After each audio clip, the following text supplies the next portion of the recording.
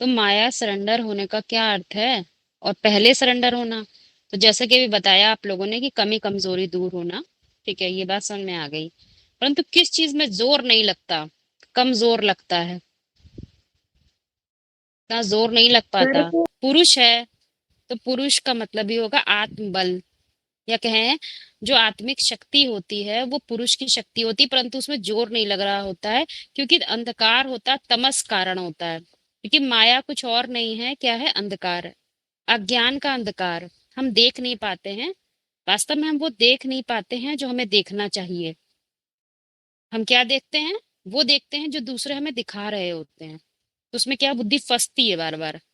तो उसमें क्या होता है, उसका प्रभाव बुद्धि में, जैसे अंधकार छा जाता है ना, वैसा छाया रहता है। तो अंधकार में काम करते रहते हैं, तो उसे क्या कहेंगे? माया का अंधकार। और बोला माया पहले सरेंडर होती, पहले सर उसका अंडर होना बहुत जरूरी है। क्योंकि जब तक तमस आता रहेगा, बार बार अंधकार इंटरफियर करेगा। क्योंकि बताया है, याद में सबसे ज्यादा कौन इंटरफेयर करती है? माया। माया माया। इंटरफेयर करती है, हाँ। क्योंकि अंधकार नहीं होना चाहिए बुद्धि में। यदि तमस है, अंधकार है, तो पूर्ण रूप से पुरुष को, जो टॉर्च है ना, वो दिखाई नहीं देगा। उस टॉर्च में प्रकाश कम होगा तो दिखाई नहीं देगा। देखना क्या है? तो वो तमस है। तो सर अंडर में कहाँ से होगा? क्योंकि जब पूरा अंधकार होता है, तो बुद्धि कैसे पूरी पूरी किसमें चल रही होती है? किसके अंडर में चल रही है? रावण के अंडर में चल रही होती है। और जब इसके लिए यानी कि पूरा ही ज्ञान दे होना चाहिए, तब कहीं वो राम के अंडर में चलेगी। पूरा ज्ञान मतलब पूर्ण को समझिए, कॉन्सेप्चुअल नॉलेज को पकड़िए। बाहर तो तू मैं चलता रहेगा, तू मैं तेरा सब चलेगा, कि ये तो सृष्टि है ना, रंगमंच है, सारे रंग है, तो वो चलता रहेगा। परंतु इसमें जीते हुए भी हमें वो पकड़ना है जो हम हैं, अपने अस्तित्व को कायम रखना है, अंधेरा कायम नहीं होने देना है अपने ऊपर। तो वो बात है। तो पुरुष का जोर जो है वो कम हो जाता है, किसका जोर बढ़ जाता है? प्रकृति का। इसलिए माया को फीमेल वर्जन बताया, मेल वर्जन नहीं है। पुरुष के लिए उसको क्या बोलते हैं? माया फीमेल है ना, बताए आती है, ऐसे बोलते हैं उसको। और जब पुरुष के साथ उसका कॉम्बिनेशन क्या है? क्योंकि वो अंधकार पैदा कर देती है, तो उसके लिए कैसे बाहर आए? तो योगी को पूरा ही जोर लगाना चाहिए। योग अर्थात किस चीज से जोड़ना चाहिए अपनी बुद्धि को? इतनी सूक्ष्मता होनी चाहिए कि वो, जो जैसे परतें होती है ना, प्रकाश होता है, परत क्रॉस करते करते वहां तक पहुंच जाता है जहां पहुंचना है, तो बीच में उस प्रकाश को परतें रोके ना। जो देवभान की परतें हैं, जो दैहिक परिभाषाओं की जो परत होती है ना, वो उसको रोके ना, हम इतने तीव्रता हो प्रकाश में, तो जोर लगेगा पूरा। योग का जो बल होगा पूरा ही वहां तक देख पाएगा जो उसको देखना चाहिए। तो क्या कहेंगे? माया अर्थात अंधकार, जो कमजोर लग रहा था वो कमजोरी उस पर्टिकुलर पुरुषार्थी के लिए खत्म हो जाएगी। कम से कम प्रकाश तो पूरा हो। उसके बाद धीमे धीमे निरंतरता बढ़ती रहती है। निरंतरता बढ़ती रहेगी तो वो चीज क्या होगी? जैसे कि जिसको बोला 24 घंटे की याद हो जाएगी। क्योंकि पहले तो स्मृति का जोर बढ़ाना है। वो टॉर्च तो आप लोग को मिली है, अब टॉर्च से लगातार वो देखने का प्रयास करेंगे, तो हमारे जो नजर है ना, नजर कौन सी है? दृष्टिकोण। वो दृष्टिकोण और तीक्ष्ण होता चला जाएगा, सूक्ष्म होता चला जाएगा। यदि सूक्ष्मता ही नहीं होगी तो क्या होगा? सूक्ष्मता में बार बार डिस्टरबेंस होगी, तो क्या होगा? सुई कभी देखी है आपने? कहीं से मोटी कहीं से पतली हो, ऐसी सुई कभी होती है क्या? नहीं होती। वही समझना है, सुई जैसे कि बराबर से बिल्कुल सूक्ष्मतम होती चली जाती, अणु अणियास मनुस्मृत्य, वैसे मनु की जो स्मृति है वो सूक्ष्म सूक्ष्म चली जाने। कोई लेयर उसको रोके ना, कोई बीच का बाधा उसको रोके ना, तो कहेंगे माया का अंधकार ना रहा। क्योंकि वो आएगा जरूर। परीक्षा भी तो कौन लेती है? माया ही लेती है, माया। माया लेती है। वही बात है समझने की। होता निरंतरता, परंतु किस चीज में निरंतरता? जितना ज्ञान बुद्धि ने एब्जॉर्ब कर लिया, आ गया, वो क्षरित नहीं होना चाहिए। इसीलिए क्या बोला है? चढ़ती चढ़ोगे तुम तब जब तुम रजो प्रधान अवस्था क्रॉस कर जाओगे। यही तो है द्वापर युगी स्थिति, यही तो महावाक्य है। वो सुनना होता है और एक मुरली बजती रहती है। तो ये अवस्था की बात है ना, जैसे रेडियो है, फ्रिक्वेंसी मैच है तो वो ऑटोमेटिक अपने आप आता रहेगा, उस स्टेशन के जितने भी सीरियल होंगे, गाने होंगे, सब आपको सुनाई देते रहेंगे। परंतु जरा सा वो आसमान में बादल छा गए, बारिश हो गई, ठीक है, वायुमंडल थोड़ा गड़बड़ हो गया तो क्या होगा? कुछ कभी आवाज आएगी, कभी कटती रहेगी। तो करना क्या है? सबसे बड़ी मेहनत क्या है? आत्मा को, मन बुद्धि को जितना समझा है ज्ञान, उसमें कम से कम स्थित तो रहे, वो ना टूटे। अगला पॉइंट समझने से पहले वो जो पिछला वाला पॉइंट है ना, वो बुद्धि की स्मृति में रहे। उससे स्मृति का कनेक्शन टूटा तो अगला वाला क्या होगा? उसको खोजना पड़ेगा, ढूंढना पड़ेगा। दीदी ये फ्रीक्वेंसी मैच करना माना सत्य से कनेक्शन निरंतर जुड़ा हुआ रहना चाहिए ना। देखिए, सत्य फ्रीक्वेंसी का मतलब होता है नीचे से सेटिंग आपकी बनी रहे, जिसको बाबा बोलते हैं चलते फिरते बुद्धि में क्या रहे, जो मुरली के महावाक्य हैं वो आपके बजते रहें, वो आपके दिमाग में बिल्कुल जैसे जैसे चलते रहते हैं ना, तो क्या होता है, उसी हर चीज उसी एंगल से दिखाई देती है। जैसे उदाहरण ले लेते हैं ना, कोई माँ के रोल में, दुनिया में रंगमंच पे कोई माँ का रोल कर रहा है, तो वो जब भी कोई दृष्टिकोण से कोई भी चीज देखेगा तो वो किस रूप में देखेगा? माँ के रूप में। क्योंकि माँ जो होती है वो क्या देखेगी, मेरे बच्चे को इसमें फायदा होगा, चलो ये ले लेते हैं, ये बना देते हैं। तो वो हर कार्य में खुद की इच्छा को पीछे कर देती है। किसकी इच्छा प्रायोरिटी कर देती है? बच्चे बच्चे। की। हाँ। तो दृष्टिकोण में कौन इंपॉर्टेंट हो गया? वो तो सभी जगह है।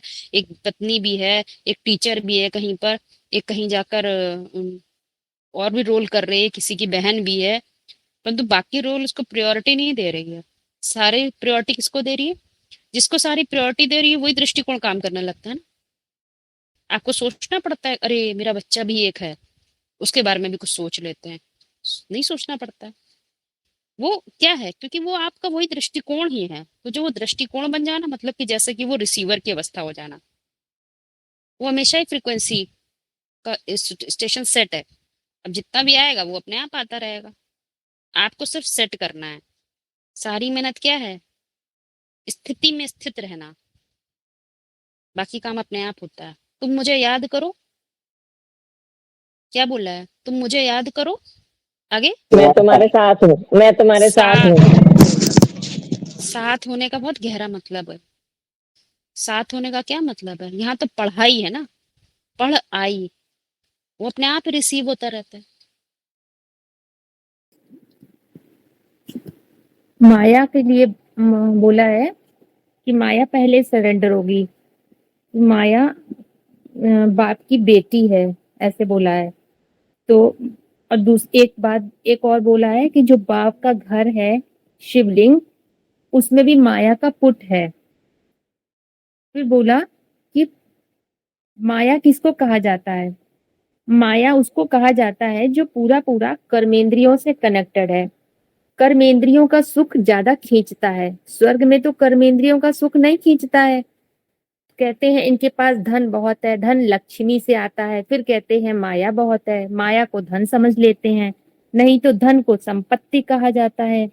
रावण के पास भी जन बल की माया थी, न धन बल की भी माया थी। भल जोर जबरदस्ती करके, हिंसा करके धन इकट्ठा करता था। कहते हैं रावण ने कुबेर से सारा धन छीन लिया था। तो 5 विकार रूपी माया है, काम क्रोध लोभ मोह अहंकार। कब पैदा होते हैं? जिन इंद्रियों में ज्ञान भरा हुआ है उनमें पैदा नहीं होते हैं, कर्मेंद्रियों से पैदा होते हैं। देहभान है तो काम क्रोध लोभ मोह अहंकार है। फिर बताया कि माया कमजोर होती है तो जगदम्बा से हाथ मिला लेती है। और एक पॉइंट है कि निराकार बाप के पास में माया एग्जिस्ट नहीं करती है। मनुष्य सृष्टि के बाप के लिए माया का रूप है। अब ये चिंतन करने वाला पॉइंट है। निराकार बाप के लिए माया नहीं है। कैसे? इसके लिए गीता में जैसे बोला है, योग माया से ढका हुआ मैं सबके लिए प्रत्यक्ष नहीं हूँ। 8वें अध्याय का 7वां श्लोक, तस्मात् सर्वेषु कालेषु मामुनुस्मर युज्य, स्व माया से युद्ध कर। तो माया, जैसा कि अभी सबने बताया, अपनी अपनी कमी कमजोरी, अपनी माने बीज की, बीज रूप स्टेज में जो कमी कमजोरी, जोर कम रह जाता है, तो उसके कारण अपने बीज की पहचान नहीं हो पाती है। जोर कम रह पा रहा है तो बीज रूप स्टेज को पहचानने नहीं देती है। तो इसीलिए बोला माया पहले सरेंडर होगी। माना कब सरेंडर होगी? जब अपनी कमी कमजोरियों को स्वीकार करेंगे। स्वीकार करना माने ही सरेंडर होना माया का। बाप की पहचान हो जाएगी जब तक कमी कमजोरियां हैं उन्हें पहचाना नहीं है, वो श्रेष्ठ इच्छा नहीं करने देंगी बीज बाप की पहचान के लिए। माना कि माया परीक्षा पर की इच्छा का रूप है, इसीलिए बाप की बेटी है। बीज रूप स्टेज में हीरो पाठधारी के अंदर जो कमी कमजोरी देह भान की रह जाती है छिलके के रूप में, वही माया का रूप है। तो माया माने हमारी जो कमी कमजोरी है किस आधार पर प्रदर्शित होती है? सबसे पहले हमारी कामना से, वही बाप के अंडर में हो जाती है। इसीलिए पहले माया सरेंडर होती है। मुरली महावाक्य है, इस्लामी पहले मरते हैं। माया को इस्लामी बताया है ना। तो माया का सरेंडर होना माने जो इच्छा पहले देह भान में करते थे, अब वो कैसे हो गई? आत्म भान में कन्वर्ट हो गई। माया सरेंडर हो गई। जो कमी कमजोरी थी देह भान के कारण जोर कम लग रहा था, वो आत्म भान आत्मिक स्टेज बनती है। कमी कमजोरी को जब स्वीकार कर लेते हैं तब। तो इसीलिए जो बताया कि जैसे जिस बाप की निराकार बाप के लिए माया एग्जिस्ट नहीं करती है, मनुष्य सृष्टि के बाप के लिए। कैसे? जो मनुष्य सृष्टि का बाप माना दो प्रकार का सत्य बताया गया है। शाश्वत सत्य एक है और दूसरा है पर्टिकुलर सत्य। तो मनुष्य सृष्टि का बाप माना कि पर्टिकुलर सत्य की बात है। तो उसके लिए कैसे एग्जिस्ट करती है? जब वो है मनुष्य सृष्टि का बाप, जिसको राम बाप भी कहा जाता है। उसकी जब पहचान मिलती है तो क्या होता है? अर्जुन वाली स्टेज ऑफ माइंड में जब बीच में खड़े हैं तो बाप की पहचान, राम की भी पहचान मिलती है, तभी रावण की भी पहचान हो जाती है। क्योंकि रावण की पहचान नहीं होगी तो राम को नहीं पहचान सकते हैं। इसीलिए बोला माया बाप की बेटी है। सत्य तक पहुंचने में जो मन बुद्धि रूपी आत्मा में जोर देह भान के कारण कम रह जा रहा था, वही माया थी। सत्य की पहचान हो गई अपने मूल गुण धर्म की, तो झूठ की भी पहचान हो जाती है। जो बाकी धारणाएं थी वो उस बीज के लिए पर साबित हो जाती हैं। दोनों तरफ, दोनों कौरव और पांडव दोनों सेनाओं की पहचान हो जाती है अर्जुन को। वहीं से असली पुरुषार्थ शुरू होता है। माया अपनी तरफ खींचती है, बाप अपनी तरफ खींचता है, तो युद्ध शुरू होता है। अभी तक माया की पहचान नहीं थी तो कोई युद्ध भी नहीं था, माया भी तंग नहीं करती थी। तो लेकिन जब मन की कमजोरी, मन की दुष्टता जो थी उसकी पहचान हो गई तो युद्ध शुरू होता है। फिर जैसे जैसे पुरुषार्थी, वहां से पुरुषार्थ जो शुरू होता है तो बुद्धि रूपी हाथ में जब टार्च की रोशनी बढ़ती जाती है, ज्ञान का प्रकाश, तो माया रूपी जो भ्रम था वो मिटता जाता है। तो पुरुषार्थी सत्य की तरफ बढ़ता जाता है। और माया को क्या बताया? बेटी है। बेटी माना फीमेल वर्जन। फीमेल वर्जन क्या होती है? रिसीवर होती है। मेल होता है गिवर। तो रिसीवर होती मतलब कि जब तक लोअर स्टेज थी, देह भान के आधार पर कार्य कर रहे थे, अभी मन के कमजोरी को पहचाना नहीं था। रावण की पहचान नहीं थी तो राम की भी नहीं थी, तो रिसीवर थे, सबसे रिसीव कर रहे थे। तब तक माया का रूप है। देने वाली स्टेज पे तो पहुंचे नहीं है। और जब खुद मनन मंथन करके उस स्टेज पर पहुंचते हैं, अपने सत्य को स्वीकार कर लेते हैं, सत्य की पहचान हो जाती है, तो देने वाली स्टेज पे पहुंचते, तब रिसीवर नहीं, तब गिवर बन जाते हैं। मेल वर्जन आगे हो जाता है। तो तब तक माया कमी कमजोरी है, जब तक देह भान के आधार पर काम कर रही है। और एक चीज और है कि बाप का जो जैसे बताया कि बाप की बेटी है, माया बाप की बेटी है। बेटी माने शक्ति है और बाप क्या है? शक्तिवान है, शक्तिमान कह ले।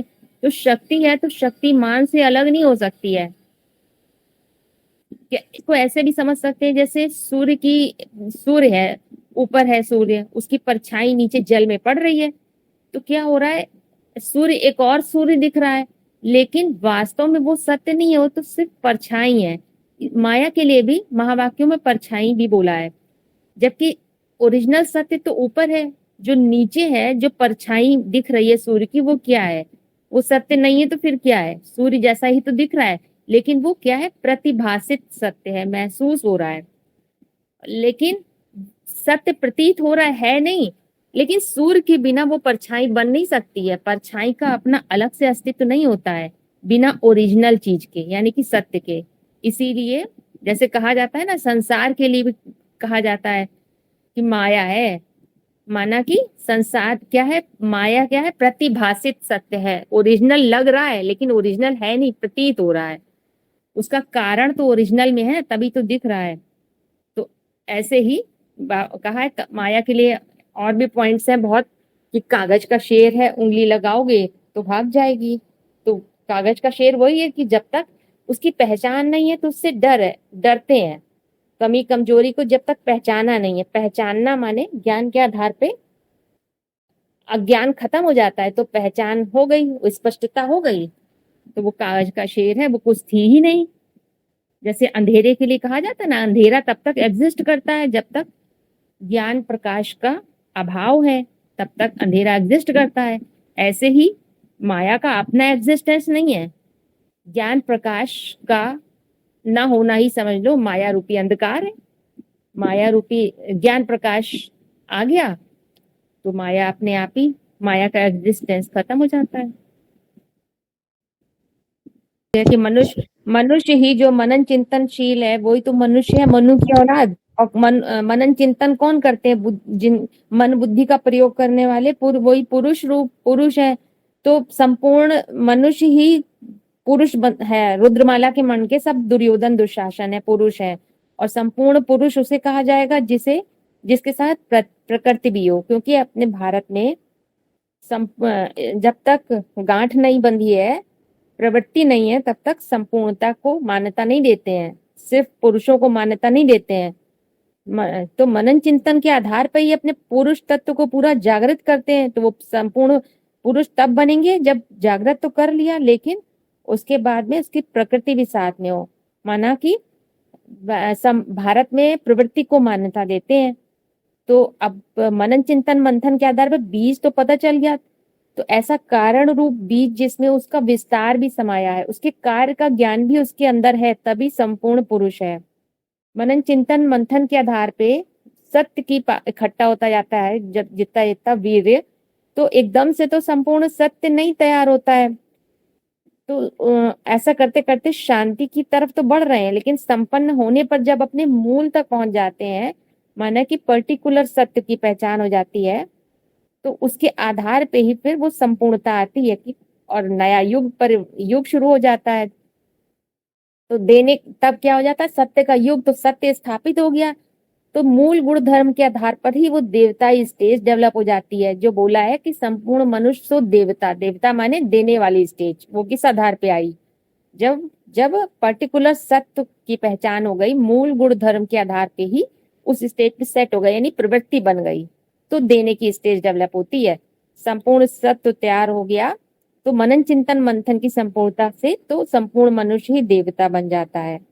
महावाक्यों में भी बोला है, जो भी बीज रूप जब महावाक्यों में बोला है कि पुरुष कब संपन्न बनता है, 5 दिसंबर क्या 19 को संपन्न बन जाता है।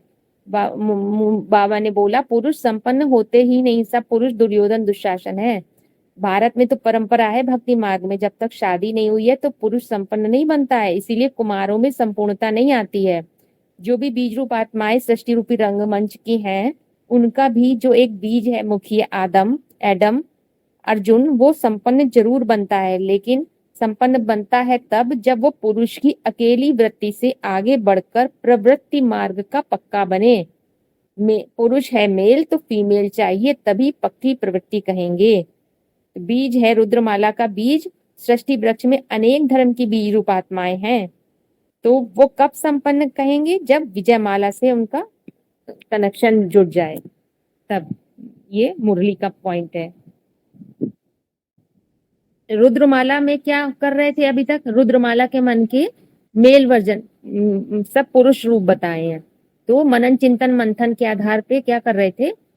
वीर इकट्ठा कर रहे थे, वीर की पावर इकट्ठा कर रहे थे। मतलब अभी मनन चिंतन मंथन तक ज्ञान सीमित था, अभी प्रैक्टिकल नहीं कहा है, प्रैक्टिकल नहीं हुआ है। और तो ये नहीं कहेंगे विकारों पर अभी विजय पा ली, जब तक प्रैक्टिकल ना करें। तो प्रैक्टिकल केवल कर्मेंद्रियों से ही नहीं होता है, उसके अगर रुद्रमाला की जब संपन्न स्टेज बनती है तो क्या होता है, अष्टदेव तैयार होते हैं, जो क्या है, शिव की अष्ट मूर्तियां हैं। तो वो रुद्रमाला में ही विजय माला समाई हुई है, अष्ट मूर्तियों के रूप में। अष्ट मूर्तियां मतलब 8 तरह की धारणाएं जो देहभान के आधार पे परिभाषित थी, उनको कैसे आत्मभान के आधार पे परिभाषित कर लिया। तो रुद्रमाला में ही विजय माला समाई हुई है। इसको ये भी प्रैक्टिकल ही रूप कहा जाएगा, शिव की अष्ट मूर्तियां इसीलिए कहा गया है। तो और दूसरी एक इस लेवल पर है विजय माला की, रुद्रमाला में ही विजय माला है, ये गुप्त विष्णु की बात है। और फिर एक प्रत्यक्ष विष्णु है कि जब वो ज्ञानेंद्रियों में भी ज्ञान समा जाए तो विकारों पे जीत, ज्ञानेंद्रियां सूक्ष्म इंद्रियां हैं, ज्ञान की दृष्टिकोण डेवलप हो जाए हर ज्ञानेंद्रियों में, वो भी विजय माला है। मतलब प्रैक्टिकल होना है। सन सिटी के महावाक्य बता रहे हैं। इस एक तो इसी का है कि बड़े बड़े शहरों में सन सिटी बना रहे हैं। तो सन सिटी माना सूर्य का सिटी। तुम तो ज्ञान सूर्य का सिटी तुम्हें तो तैयार करना चाहिए, ऐसे बोला है। फिर इसी दूसरी वार्तालाप में है, यहाँ NS है, नई दुनिया का संगठन बना हुआ है। बाहर की दुनिया में भी इसका यादगार बना है सन सिटी। आज दिल्ली में सन सिटी बनाते जा रहे हैं। जो बात हद में होती है वही बेहद में, एक वार्तालाप में ऐसे बोला है। फिर बोला एक और मुरली का महावाक्य, दुनिया में बड़े बड़े शहरों में सन सिटी तैयार हो रही है। सन सिटी किसका सिटी? सूर्य का। यहाँ है सूर्यवंशियों का सिटी सूर्यवंशियों का संगठन तैयार हो जाता है। फिर उस संगठन के द्वारा बाप की प्रत्यक्षता, बच्चों की प्रत्यक्षता हो जाती है। उसके लिए वाइब्रेशन चाहिए। एक वाइब्रेशन जो बनाने वाले होंगे सूर्यवंशी बच्चे, वो होंगे। दूसरे धर्म के ग्रुप उसमें बाधा डालेंगे तो संगठन को बिगाड़ने की कोशिश करेंगे। और एक और महावाक्य बोला है इस वार्तालाप में भी थोड़ा सा ये बोला है, 5000 वर्ष पहले शिव बाप आया था, अव्यक्त वाणी में कह दिया, न्यू वर्ड की सौगात तुम बच्चों को बाप दादा ने दी है। तो बाप दादा ने नए वर्ड की सौगात दी है और ये बोला अष्ट देवों से बात हो रही है तो तुम उसमें आना जाना करते हो, इसका मतलब बुद्धि चलनी चाहिए। बाप दादा जो इशारा दे रहे थे कि ब्राह्मणों का ऐसा संगठन बन जाएगा कि एक भी विकारी पांव न रख सकेगा, ऐसा ताना माना बुना जाना चाहिए, वो शुरू हो गया। क्योंकि दुनिया में बड़े बड़े शहरों में सन सिटी तैयार हो रही है, सूर्य का सिटी, यहाँ है सूर्यवंशियों का सिटी। तो ऐसे करके एक बड़ा सा है वो 258 का। तो इससे साबित हो रहा है सन सिटी, इसके आधार पे कि सन सिटी माने, इसमें 2 शब्द हैं, सन और सिटी। सन माने सूरज और सिटी माना स्थान, शहर। सूरज का कनेक्शन है स्थिति से और सिटी का कनेक्शन है स्थान से। स्थिति बनती है तो स्थान तैयार हो जाता है। तो सन सिटी माना सूर्यवंशियों का शहर है। बुद्धि में जब सूर्य के समान तीखापन आ जाता है तो ज्ञान सूर्य की तुलना बुद्धि की सूक्ष्मता से की गई है। सूक्ष्म बुद्धि ज्ञान सूर्य के समान है, तुरिया अपार्ट, जिसकी तुलना किसी से नहीं की जा सकती है। तो वो कौन सी स्टेज है? ड्रामा से बाहर वाली है, डायरेक्टर वाली। तो सूर्य की उपमा उसकी ऊंचाई से की जाती है और सागर की जैसे उसकी गहराई से की जाती है। महावाक्य है एक, ज्ञान प्रकाश की व्याख्या करने के लिए बुद्धि का स्तर सूर्य के समान चाहिए, ऐसे बोला है। तो सूर्य में जो रोशनी है वो रोशनी तो जड़ है, लेकिन जो धरती के सितारों के बीच पार्ट बजाने वाली बिंदु बिंदु आत्माओं के बीच सुप्रीम सोल ऐसी आत्मा है जो ज्ञान की रोशनी देता है। वो ज्ञान की रोशनी लेकर जब सृष्टि पर आता है तो उस ज्ञान की रोशनी को कहा जाता है दर्शन शक्ति। सूर्य के समान ही दर्शन शक्ति देता है वो शिव। तो इससे साबित हो रहा है जो सूर्यवंशी है, सूर्य के अंश से माने बीज से जो विस्तारित हो रहा है वो उसी से पोषण ले रहे हैं। सूर्य के अंश, उसमें सूर्य का अंश है, उसी से पोषण ले रहे हैं। बुद्धि का तीखापन सूर्य के समान काम करता है। तो जो बीज में गुण होता है वो बीज के पूरे झाड़ में जाता है, उसके पत्तों में, जड़ों में, डाल डाली में, फल में, सब में। तो इसके आधार पे क्या सूर्यवंशी का संगठन कैसा होगा? जब बुद्धि इतनी सूक्ष्म बन गई तो जिसकी तुलना सूर्य से की गई है, ऐसी स्थिति बनी तो वो स्थान किस आधार पे तैयार हो गया? सूर्यवंशी किसको बताया गया है? अभी जो इशारा दिया अष्टदेवों से बात हो रही थी, 8 अष्टदेवों को सूर्यवंशी बताया है। तो पहला पहला सन सिटी जो बाहर के शहरों में बनाए जाते थे, उस सबके लिए नहीं होते थे, सबकी एंट्री नहीं होती थी, बड़े बड़े लोग। तो इस ब्राह्मणों की दुनिया में कौन है सबसे बड़े बड़े? अष्टदेवों को बोला गया है। तो अष्टदेव माने वो बाहर के स्थूल देवों की बात नहीं है, वो ऐसी स्टेज मन बुद्धि रूपी आत्मा के पुरुषार्थ की, वो रुद्रमाला की संपन्न स्टेज की यादगार है। तो ऐसे स्टेज ऑफ माइंड बन जाती है जब 8 तरह की जो परिभाषाएं हैं उनके आधार पे एक दृष्टिकोण डेवलप हो जाता है, परिभाषा सेट हो जाती है 8 धर्मों की। तो वो सिटी मतलब वो जो स्थिति बनी, सूक्ष्म स्थिति, उसके आधार पे ही, सत्य के आधार पे ही वो परिभाषा निकली। क्योंकि पहले है 17, फिर है 18। पहले सत्य की पहचान होती है, पहले है गंगा रूपी सार, और उसके आधार पे फिर परिभाषा बनती है। स्थान तैयार हो गया, परिभाषा बनने माना वो स्थान तैयार हो गया। परिभाषा बनाने के लिए मन का भी सहयोग चाहिए ना, मन ऊर्ध्वमुखी मन बुद्धि से कनेक्ट हो गया, उसके आधार पे वो एक एंगल डेवलप हो जाता है। यानी कि वो स्थान माने जो ऑक्यूपाई, जो स्थान को घेर ले, जगह घेर ले, स्पेस घेर ले, उसको कहा जाता है स्थान। तो वो दृष्टिकोण एक एंगल वैसा डेवलप हो गया। अब उसी के आधार पे ही, आत्मभान वाले दृष्टिकोण के आधार पे ही वो सब चीजों को रिसीव करते हैं। वो है, तो वो पहला संगठन वो है कि वहां कोई भी विकारी पांव नहीं रख सकता। अब देह भान की परिभाषाएं वहां पर एंट्री नहीं कर सकती, ऐसा सेट हो गया बुद्धि के तीखेपन के आधार पे। ज्ञान ऐसा सेट कर लिया, ज्ञान की परिभाषा सेट हो गई वहां पे, ज्ञान के आधार पे।